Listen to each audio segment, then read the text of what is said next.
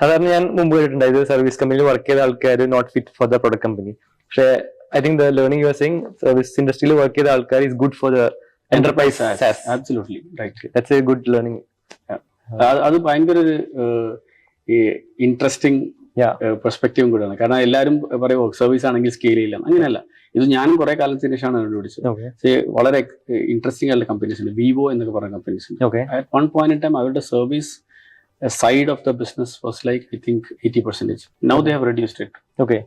It's a CRM for pharma companies. അപ്പോൾ പിന്നുള്ള എനിക്ക് ക്വസ്റ്റ്യൻ എന്താണെന്ന് വെച്ച് കഴിഞ്ഞാൽ, നമ്മുടെ ആൾക്കാർ ഡെവലപ്പേഴ്സ് ആണ്, കുറെ നല്ല നല്ല ടാലൻസ് ഉണ്ട് who know how to code. ഇപ്പോൾ even if look in Bangalore ആണെങ്കിലും ഡിസൈനേഴ്സ് കുറെ ഒക്കെ മലയാളികൾ തന്നെയാണ്. So we are good at certain things, but we are not generally feel we are not good at sales. ഇപ്പോൾ സോഫ്റ്റ്വെയർ ഉണ്ടാക്കി വിൽക്കാൻ പറഞ്ഞു കഴിഞ്ഞാൽ വിൽ സ്ട്രഗിൾ. ഇപ്പോൾ കുറെ കമ്പനീസ് ആണെങ്കിലും പ്രൊഡക്റ്റ് ഉണ്ടാക്കും, കുറെ മാസങ്ങളോളം സ്പെൻഡ് ചെയ്തിട്ട്, പക്ഷേ സെൽ ചെയ്യാൻ നോക്കി കഴിഞ്ഞാൽ will be unable to find talents who are able to sell. If the founder is also not equipped in a sales ആയിരിക്കില്ല. So how do we bridge that gap? And observation you have seen as well. Maybe personally some things have worked for you. അപ്പോൾ you could share your thoughts on that. ഇതിനകത്ത് എനിക്കൊന്ന് ഏറ്റവും നല്ല interesting positive development എന്ന് വെച്ചാൽ, പണ്ട് sales കുറെ ആർട്ടായിരുന്നു, പക്ഷെ സാസിന്റെ കേസിൽ sales is more of A science. Okay.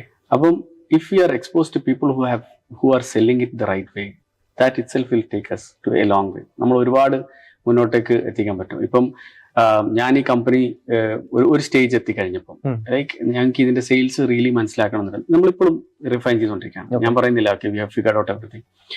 പക്ഷെ ആ ഒരു ഇനീഷ്യൽ സ്റ്റേജിൽ ഞാൻ മനസ്സിലാക്കി ഇത്ര വളരെ ക്ലിയർ ആയ മെത്തേഡ്സ് ഉണ്ട്. ചലഞ്ചർ മെത്തേഡ് അല്ലെങ്കിൽ സാൻഡലർ മെത്തേഡ്, ഇങ്ങനെയൊക്കെ മെത്തേഡ്സ് ഉണ്ട്, ട്രെയിനിങ്സ് ഉണ്ട്.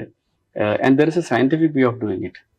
ഈ ഒരു മെത്തേഡിൽ നമ്മൾ എക്സ്പോസ് ചെയ്യാൻ തന്നെ നമുക്ക് ഭയങ്കര ഒരു അഡ്വാൻറ്റേജ് കിട്ടും. Definitely on top of it ഒരാളുടെ കാലിബറും the way the positively he talks, ഈ ഒരു സെയിൽസി ആയിട്ടുള്ള ഡിസ്കഷൻ, ഇതൊക്കെ ആവശ്യമാണ്.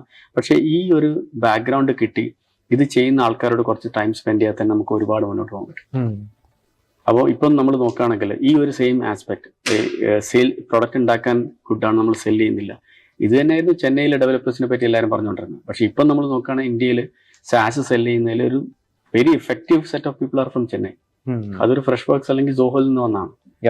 സോ ആ ഒരു സെയിം സംഭവം കേരളത്തിലേക്ക് നമുക്ക് ഡെവലപ്പ് ചെയ്തെടുക്കാവുന്നേ ഉള്ളൂ. ആ ഒരു സയൻസ് ഫിഗർ ഔട്ട് ചെയ്ത കുറച്ച് ആൾക്കാരുണ്ടെങ്കിൽ ആ ഒരു സയൻസ് നമ്മൾ പഠിച്ചിട്ട് അത് ചെയ്യുന്ന ആൾക്കാരുടെ കൂടെ കുറച്ച് സമയം സ്പെൻഡ് ചെയ്ത് കഴിഞ്ഞാൽ ഈ ഒരു ഗ്യാപ്പ് നമുക്ക് പെട്ടെന്ന് ഫിക്സ് ചെയ്യാൻ പറ്റും.